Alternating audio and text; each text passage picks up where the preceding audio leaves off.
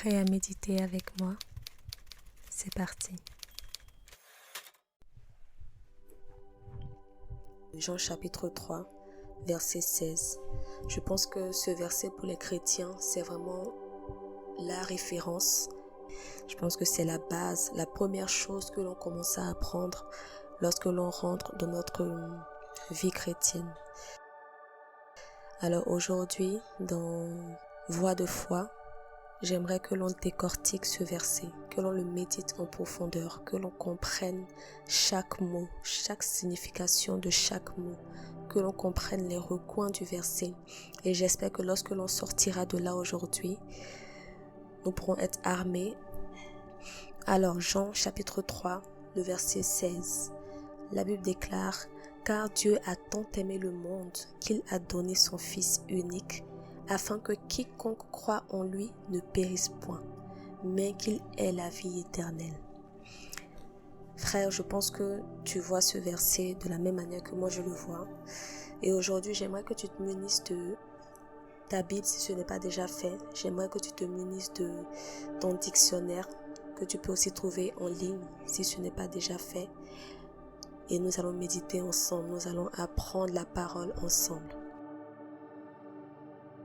Alors lorsque je lis ce verset, qu'est-ce que je comprends?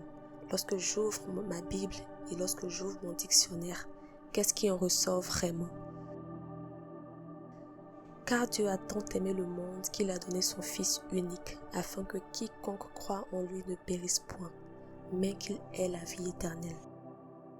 On passe beaucoup de temps sur le verset à le réciter, mais si on le décortique aujourd'hui, si l'on prend le mot « temps », qu'est-ce que le dictionnaire nous dit?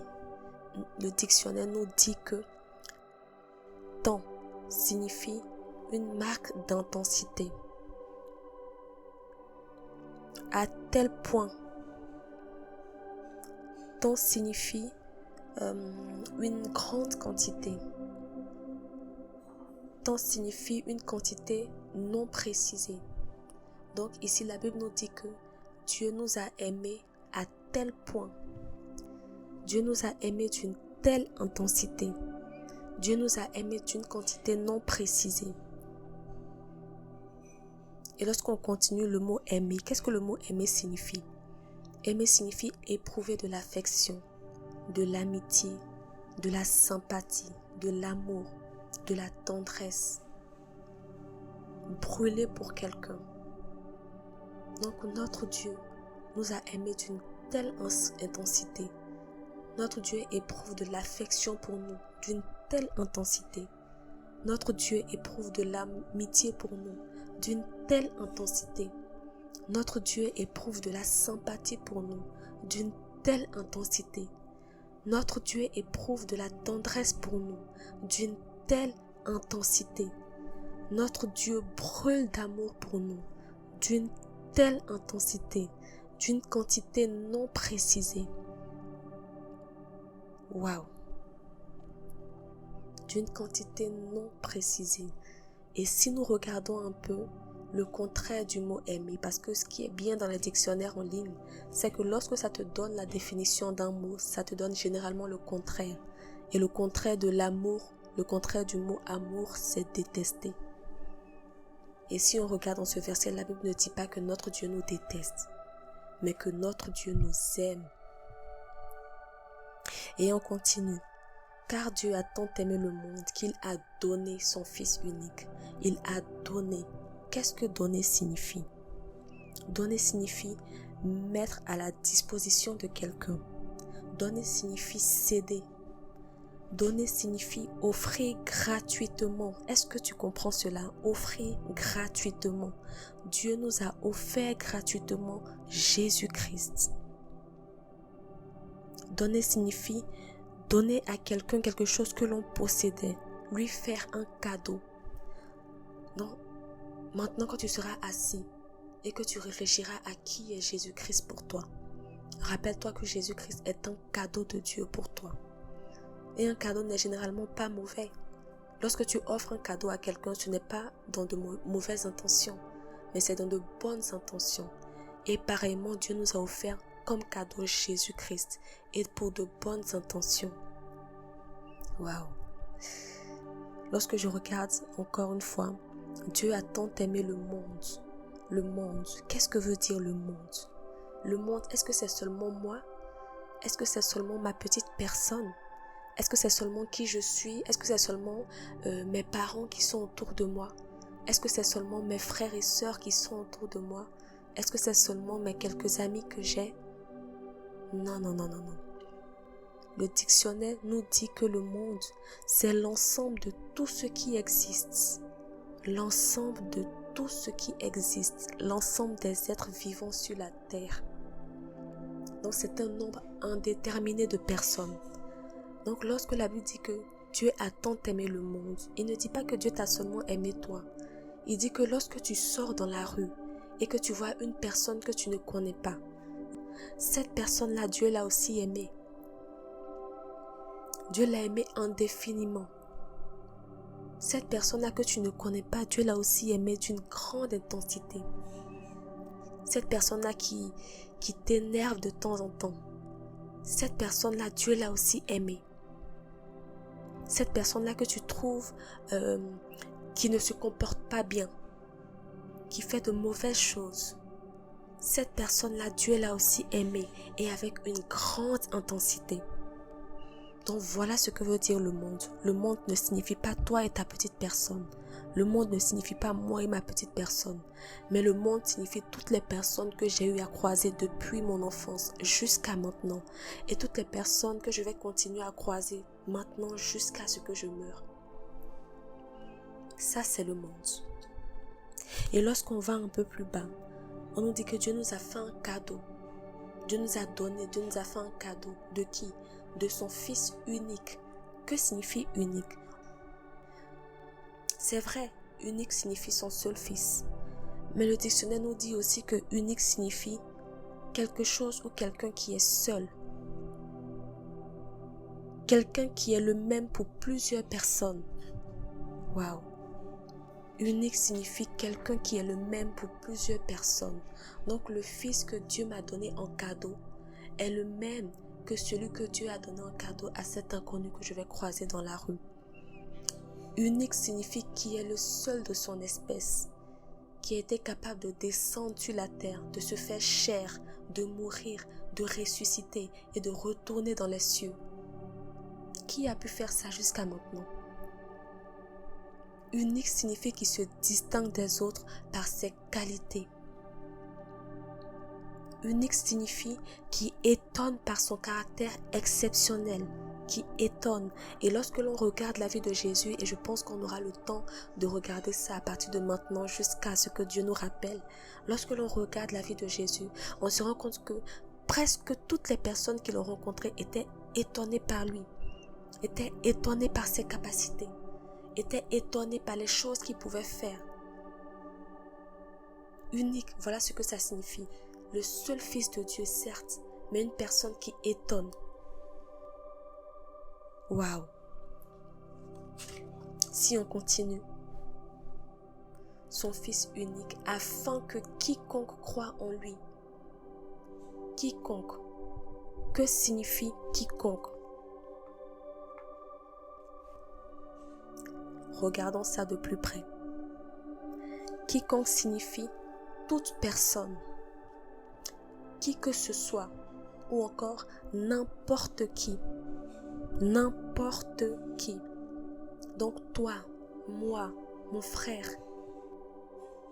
cette personne-là que je ne porte pas forcément dans mon cœur, cette personne-là qui ne me porte pas forcément dans son cœur, cette personne-là que je croise dans la rue, cette personne-là qui n'est pas parfaite, cette personne-là qui n'a pas de vêtements pour se couvrir, cette personne-là qui n'a pas de quoi manger tous les jours, cette personne-là qui dort dans la rue, cette personne-là qui déclare ne pas croire en Dieu, cette personne-là qui déclare que Jésus n'existe pas, que Dieu n'existe pas. Et la liste est longue, frère. La liste est longue. Mais la Bible déclare que quiconque croit en lui, donc jusqu'à ce que nous mourions, nous avons encore l'opportunité de croire en lui. Donc cette personne-là qui déclare être athée, ne la condamne pas maintenant. Parce que Dieu ne l'a pas condamnée. Dieu a dit quiconque. Donc elle fait partie de ces quiconques. et elle ne sera pas jugée tant qu'elle ne mourra pas. Alors ne la juge pas maintenant et prie pour elle parce que cette personne-là fait partie de la promesse de Dieu.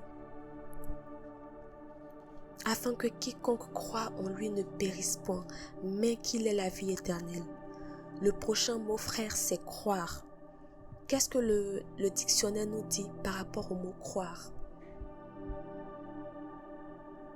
Le dictionnaire nous dit que croire, c'est penser que quelque chose ou quelqu'un est véritable. Croire, c'est avoir la foi.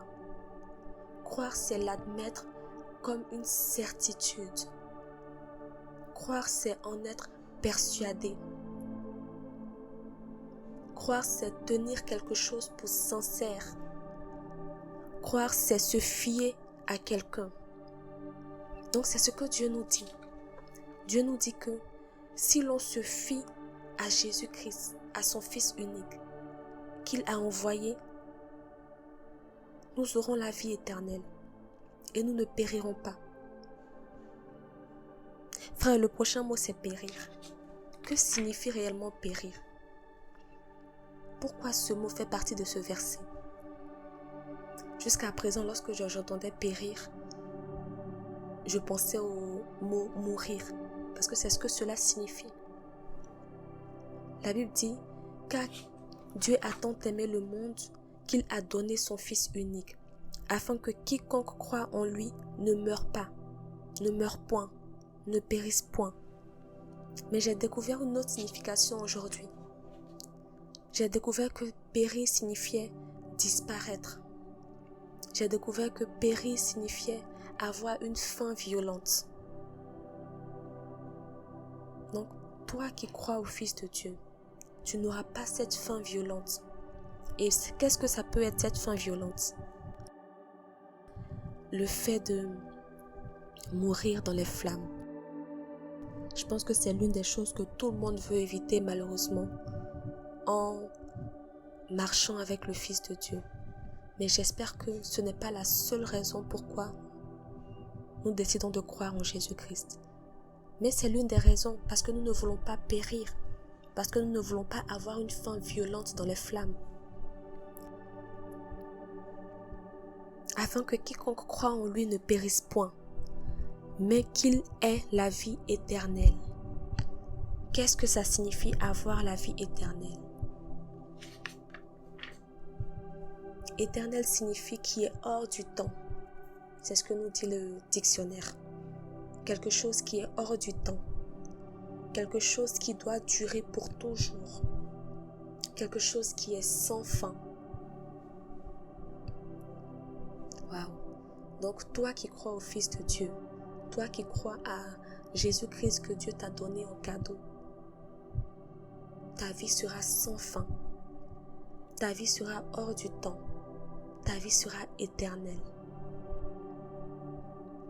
Et notons que, parce que je pense que c'est important, on passe beaucoup dessus sans faire attention, mais il nous dit, cette personne-là qui croit au Fils unique aura la vie éternelle.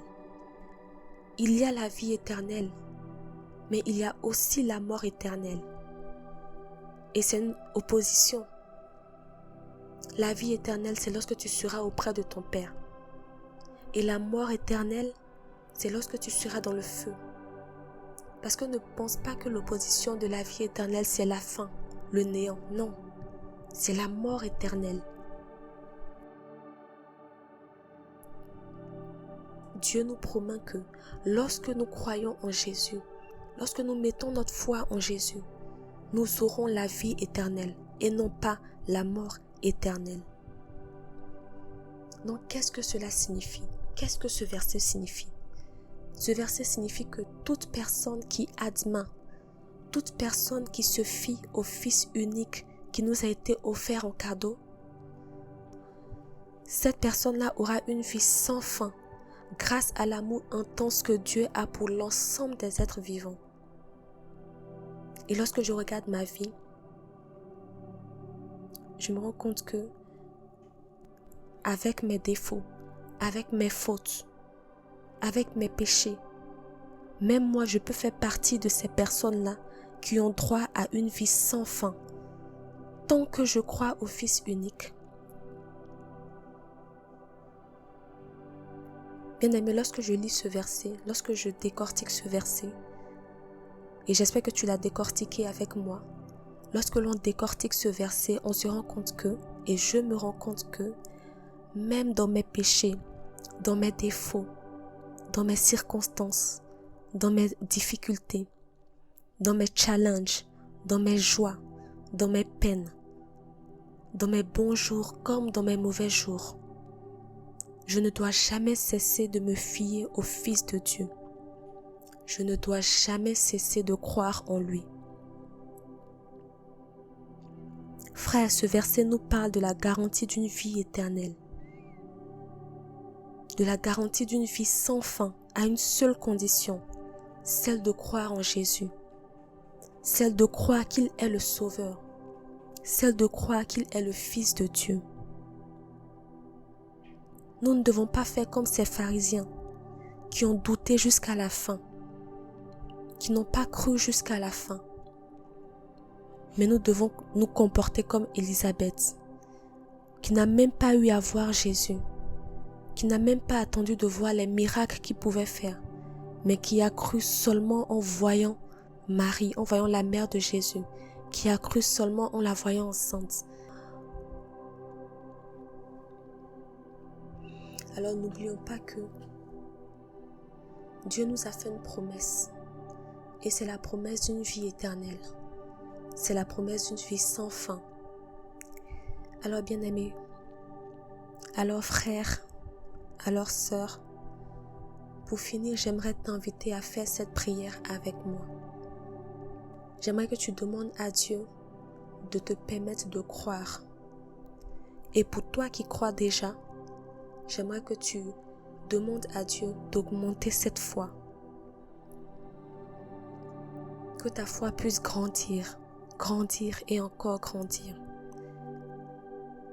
Parce que c'est en ayant cette foi qui est grande au Fils de Dieu que l'on pourra accéder à la vie éternelle. Bien sûr, il y a plein d'autres choses à faire derrière, mais c'est déjà un bon début. C'est déjà un bon commencement. Alors j'espère que tu décideras aujourd'hui de croire de toutes tes forces.